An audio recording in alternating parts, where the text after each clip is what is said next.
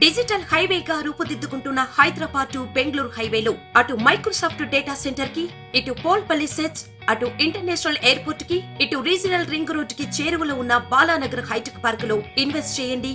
భవిష్యత్తు బంగారుమయం చేసుకోండి. Contact number 8500155255.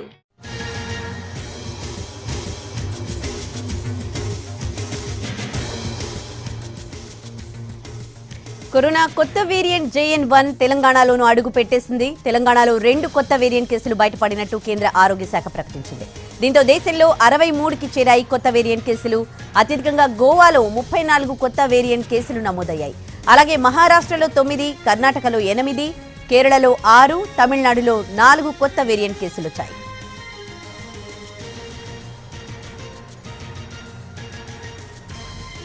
JN.1 variant సోకిన వారిలో స్వల్ప లక్షణాలు మాత్రమే కనిపిస్తున్నాయని వైద్య నిపుణులు చెప్తున్నారు. బాధితులు త్వరగా కోలుకునే అవకాశాలున్నాయని చెప్తున్నారు.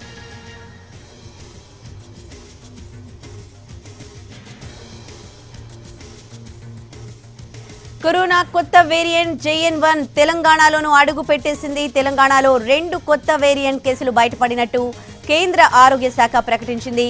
దీంతో దేశంలో 63కి చేరాయి కొత్త వేరియంట్ కేసులు. అత్యధికంగా గోవాలో నమోదయ్యాయి. గోవాలో 34 కొత్త వేరియంట్ కేసులు నమోదయ్యాయి.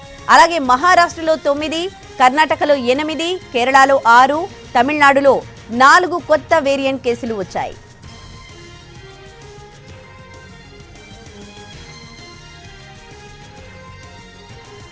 JN.1 వేరియంట్ సోకిన వారిలో స్వల్ప లక్షణాలు మాత్రమే కనిపిస్తున్నాయని వైద్య నిపుణులు చెప్తున్నారు.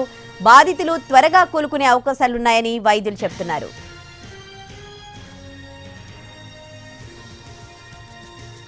ఇక ఉమ్మడి విశాఖలో కరోనా ఉధృతి పెరుగుతోంది. రోజురోజుకి బాధితుల సంఖ్య పెరిగిపోతోంది.